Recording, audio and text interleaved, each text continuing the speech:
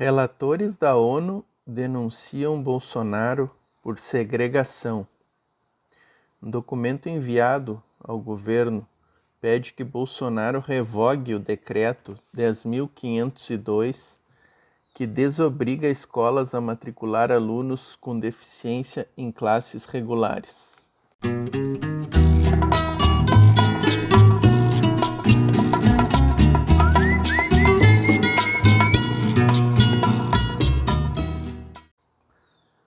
Retornando aqui no Espaço Opinião e Movimento, mais uma vez para falar dessa questão do decreto da segregação, né?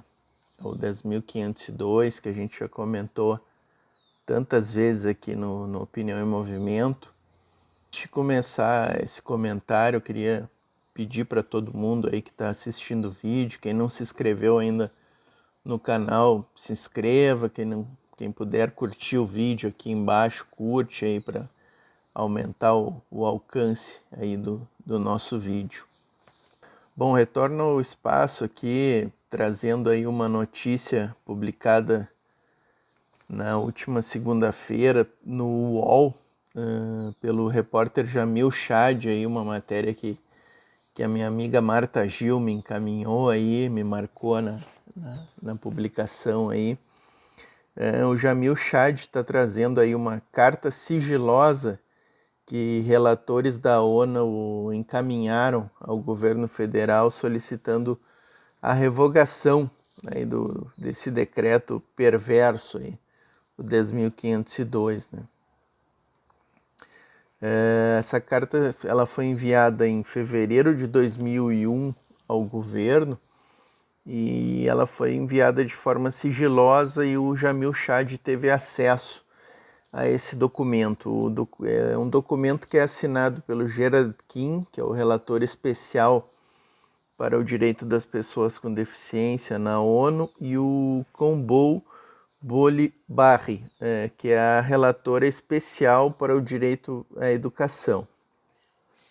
O texto da carta diz que o decreto promove o estabelecimento de um sistema separado de educação especial, incentivando estados e municípios a construir escolas e programas especializados para pessoas com deficiência.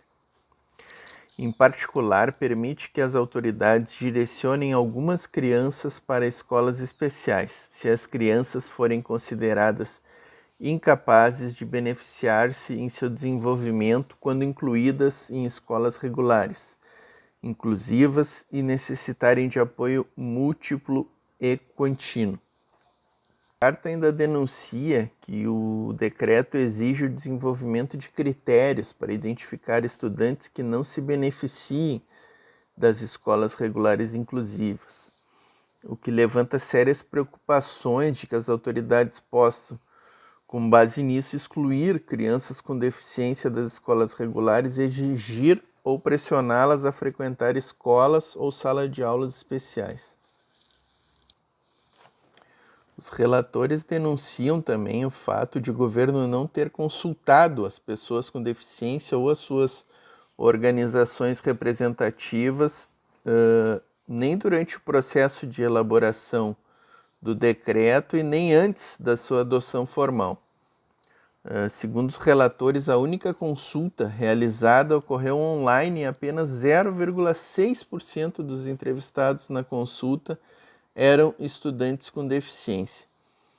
Esse fato a gente abordou bastante aqui, a gente realizou até algumas lives falando da questão da ausência de consulta e de debate desse tema no CONAD, né? A carta ainda recorda que esse decreto, ele, embora tenha sido suspenso por uma decisão da Suprema Corte, né, primeiro do ministro Dias Toffoli, que proferiu uma liminar e depois foi referendada pelo plenário virtual da Corte, né, essa carta indica que mesmo com essa suspensão do decreto, o governo insistiu em implantar as normas ali contidas. No documento, os relatores lembram que em 7 de janeiro de 2021, o presidente Bolsonaro disse textualmente que a presença de estudantes com deficiência em classes de estudantes sem deficiência pode prejudicar toda a classe. No momento, os relatores ainda se dizem preocupados com o fato de que as disposições contidas no decreto possam ser contrárias às obrigações internacionais assumidas pelo governo brasileiro de promover a universalidade e a não discriminação no gozo do direito à educação por todos. O Brasil, como a gente sabe, né, é signatário da Convenção Internacional dos Direitos da Educação e dos Direitos da Pessoa com Deficiência, que garantem os princípios da universalidade e da não discriminação. Os relatores denunciam, entre aspas, queremos expressar a nossa preocupação com o desenvolvimento dessa nova política nacional sobre educação especial e seu impacto negativo sobre os direitos das crianças com deficiência, bem como sobre a sociedade como um todo. Estamos preocupados que, se implementada, a nova política violaria uma série de obrigações em matérias de direitos humanos. Na carta, os relatores ainda pedem que o governo adote medidas necessárias de acordo com as normas internacionais de direitos humanos para garantir o direito das crianças com deficiência a ter acesso a uma educação inclusiva e de qualidade em pé de igualdade com as demais crianças. O documento ainda pede que o governo responda a uma série de perguntas e termina solicitando que o governo revogue as disposições do decreto porque incompatíveis com as previsões da Convenção Internacional sobre os Direitos da Pessoa com Deficiência. O Jamil Chad traz ainda no final da matéria alguns comentários feitos pela Andressa Pelanda, que é a coordenadora geral da Campanha Nacional pelo Direito da Educação. E a Andressa reafirma, né, os perigos desse decreto, né, que vem na contramão dos avanços em termos de direitos humanos e políticas públicas de educação, né? E que a Andressa reafirma que há muito tempo os estudos nacionais e internacionais demonstram que a educação inclusiva é o único caminho, né, para uma inclusão efetiva das pessoas com deficiência. Enfim, essa matéria do Jamil Chad aí nos traz mais um elemento, né, nessa luta, nessa verdadeira cruzada aí dos movimentos pela educação e dos movimentos das pessoas com deficiência contra esse decreto 10.502. A nossa luta continua, né? Eu acho que a sociedade civil tem que se manter alerta, que embora esse decreto tenha sido suspenso aí pelo plenário virtual da Suprema Corte, a gente continua sobre a ameaça. A gente sabe que estamos diante de um governo negacionista, de um governo que não reconhece, inclusive, as decisões judiciais, né? A gente teve um episódio aí que, posterior à suspensão desse decreto pelo STF, do Ministério da Educação, num seminário oficial, continuar divulgando as diretrizes do decreto, né, continuar recomendando a diretoras de escola que